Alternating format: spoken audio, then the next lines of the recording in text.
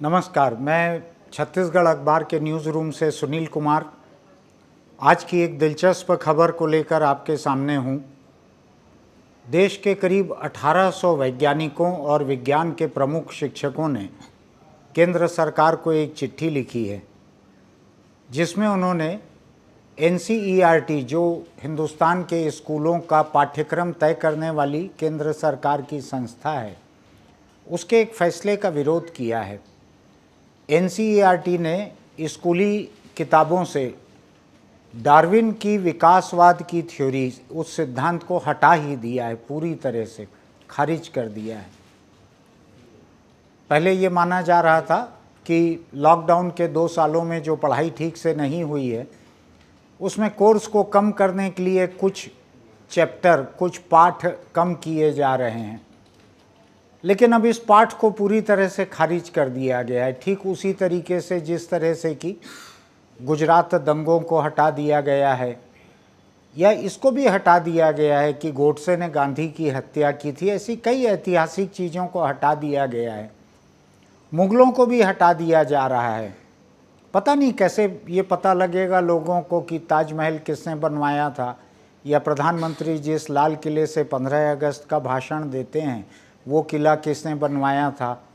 पता नहीं ये कैसे पता लगेगा लोगों को, अगर इतिहास से एक एक करके मुग़लों का नामो निशान मिट जाएगा तो। खैर, वो एक अलग बात रही। मैं अभी विज्ञान की बात करने के लिए यहाँ पर हूँ।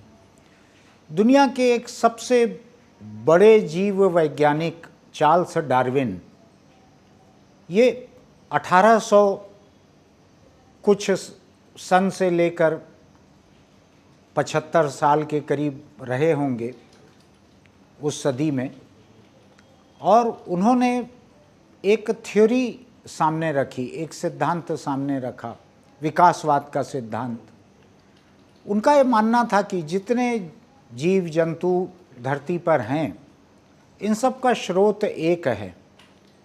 उन्होंने एक थ्योरी ऑफ इवोल्यूशन सामने रखा, विकासवाद का सिद्धांत, कि किस तरह से स्थितियों के अनुरूप अपने को ढालकर अपने आप को बचाए रखने के संघर्ष में अलग अलग प्राणी अलग अलग शक्ल अख्तियार करते चले गए। उनका ये मानना था कि इंसान जो है, ये भी बंदरों की एक प्रजाति से आगे बढ़कर इंसान बने हुए लोग हैं। पुरखे बंदर थे, ऐसा उनका मानना था। वो कुछ इस हिसाब से था, इसको आसान तरीके से समझें तो, कि बंदर पेड़ों पे रहते थे, फिर उनमें से कुछ बंदर जो ज़मीन पे रहने लगे, तो ज़मीन पे रहने की वजह से उनको 2 पैरों पे चलने की आदत पड़ी, हाथों से काम करने की आदत पड़ी। तो लाखों करोड़ों बरस में इस तरह से विकासवाद के क्रम से वो धीरे धीरे आज के इंसानों में तब्दील हुए। लेकिन उनकी ये थ्योरी जब सामने आई तो इंग्लैंड के थे वो, और पश्चिमी दुनिया जो है उस वक्त चर्च के बड़े प्रभाव में थी। बाकी दुनिया भी धर्मों के प्रभाव में थी, पश्चिम भी वैसा ही था। वहाँ चर्च ने इसका बड़ा विरोध किया, क्योंकि धर्म की कोई धारणा ये नहीं बतलाती कि इंसान जानवरों से भी बना हुआ हो सकता है, बंदरों से बना हुआ हो सकता है। ये धर्म को माकूल नहीं बैठता। धर्म तो ये बतलाता है कि इंसानों को ईश्वर ने बनाया है। अलग अलग धर्म अलग अलग किस्म के किस्से बतलाते हैं। हिंदू धर्म में कुछ लोग ऐसी कहानी बताते हैं कि ये विष्णु से पैदा हुए हैं इंसान, कोई ब्रह्मा से बतलाते हैं। कई तरह की होगी ये पौराणिक कथाएं।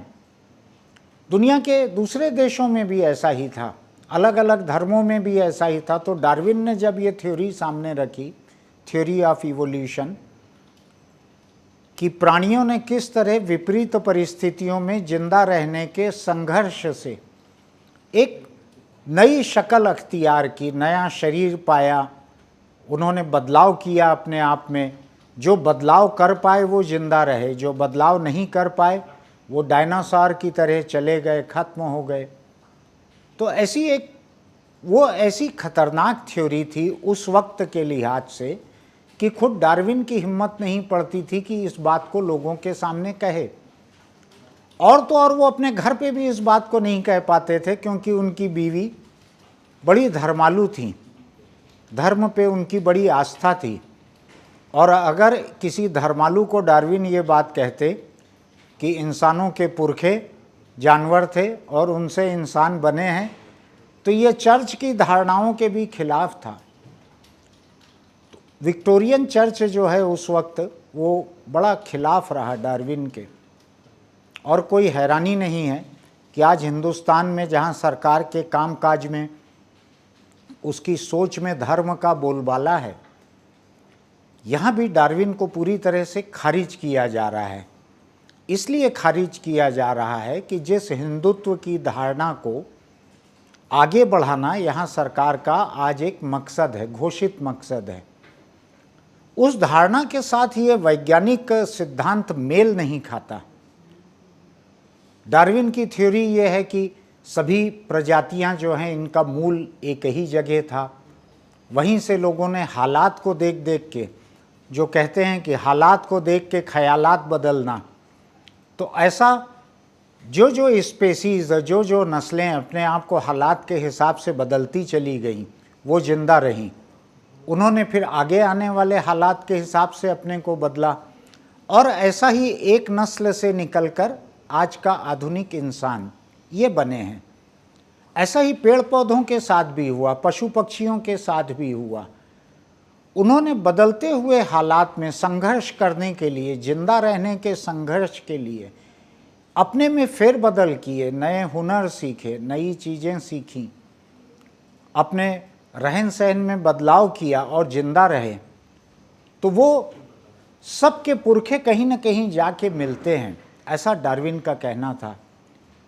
बाद में जिन लोगों को डार्विन की थ्योरी पर काम करते करते बाद में उन्होंने जब इसको जीन्स से जोड़कर दिखाया कि डार्विन एकदम सही कहते थे, उस वक्त सही कहते थे जब जेनेटिक्स का कोई अध्ययन नहीं था, तब भी उनका कहा हुआ सही था। बाद में ऐसा कहने वालों को करीब 100 बरस बाद जाके उनको नोबेल प्राइज़ मिला, जो डार्विन को नहीं मिला था, उस वक्त था भी नहीं। तो कुल मिलाकर मेरा ये कहना है कि एक वैज्ञानिक सिद्धांत जो आज पूरी दुनिया में अच्छी तरह से मान्य है, और दूसरे सैकड़ों सिद्धांत जो हैं, सैकड़ों शोध जो हैं, डार्विन के सिद्धांत के ऊपर काम कर करके आगे बढ़े हैं।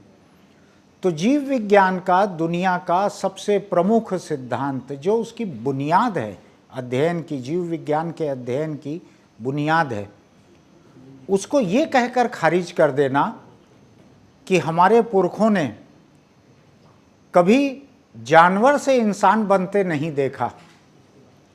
ये केंद्र सरकार में कुछ समय पहले सत्यपाल सिंह मिनिस्टर थे, उन्होंने ये बात कही कि ये खारिज कर देने लायक है, क्योंकि हमारे किसी के पुरखों ने कभी नहीं देखा कि हम जानवर से इंसान बने हों।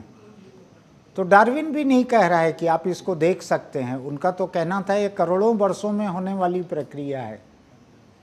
अब बात पे हम आते हैं कि जो देश के बड़े बड़े प्रतिष्ठित वैज्ञानिक संस्थानों के शिक्षकों ने और वैज्ञानिकों ने 1800 लोगों ने केंद्र सरकार को लिख कर भेजा है कि डार्विन के सिद्धांत को पाठ्यक्रम से हटाना बहुत ही बड़ी गलती है, ये बच्चों की वैज्ञानिक सोच को ख़त्म करेगी।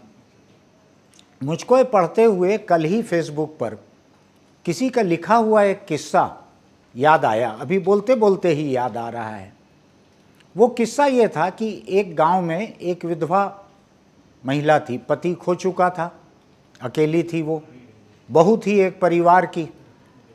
एक दिन वो तीर्थ यात्रा से जब नदी से नहाकर लौटी तो उसने कहा कि मैं शायद गर्भवती हूँ। तो ससुराल में बड़ा हंगामा मच गया कि पति खोए कई साल हो गए हैं, तुम अभी कैसे गर्भवती हो गई।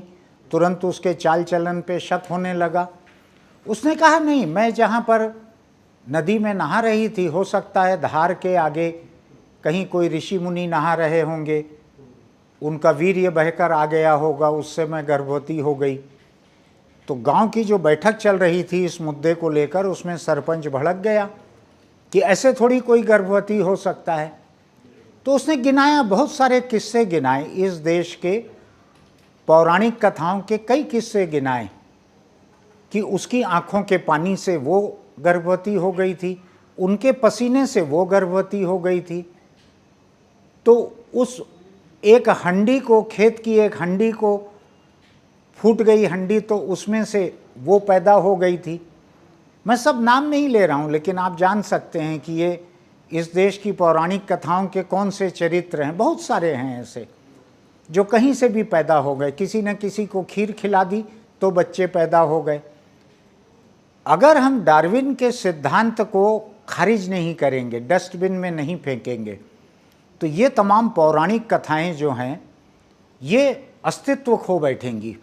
बच्चे इन कथाओं को सुनाने वाले अपने हिंदुत्ववादी, राष्ट्रवादी माता पिता से सवाल कर सकते हैं, वैज्ञानिक सवाल कर सकते हैं कि खीर खिलाने से कैसे बच्चा हो जाएगा, कि किसी के पसीने से कोई कैसे गर्भवती हो जाएगी। ऐसे 100 सवाल कर सकते हैं। इन सवालों को खारिज करने के लिए, बच्चों की वैज्ञानिक जिज्ञासा को खारिज करने के लिए डार्विन को खारिज करना जरूरी है। हो सकता है इसके बाद में न्यूटन को भी खारिज किया जाए, आइंस्टीन को भी खारिज किया जाए। इनमें से हर वैज्ञानिक की कोई ना कोई खोज, कोई ना कोई उनकी समझ, उनके सिद्धांत धर्म से टकराने वाले निकल सकते हैं। विज्ञान को पूरा ही खारिज करना पड़ेगा, थोड़ा खारिज करने से काम नहीं चलेगा। तो डार्विन तो शुरुआत है, इतिहास के तथ्य भी यहाँ खारिज किए जा रहे हैं, वैज्ञानिक सिद्धांत खारिज किए जा रहे हैं। अब आगे हमको देखना है कि आज के धर्म के साथ तालमेल बैठाकर चलने वाले कौन से तथाकथित वैज्ञानिक सिद्धांत हो सकते हैं जिनका सह अस्तित्व धर्म और पौराणिक कथाओं के साथ में चल सके।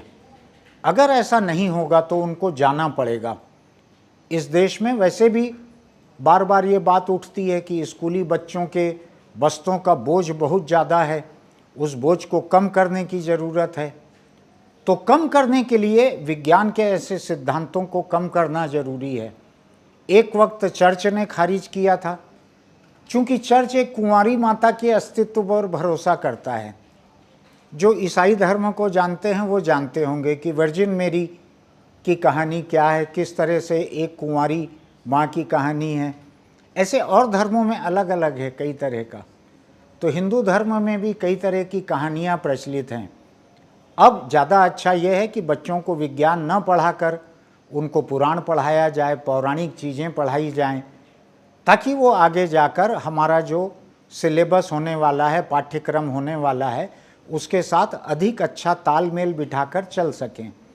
अभी कोर्स से हटा है, आगे इंटरव्यू और इम्तिहान के सवालों से भी हट जाएगी ये वैज्ञानिक बातें। तो इन वैज्ञानिक बातों से परहेज शुरू करवा देना चाहिए। इनका अस्तित्व अधिक लंबा नहीं है।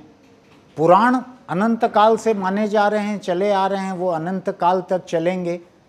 तो ये देश अब उसी शिक्षा पर चलेगा।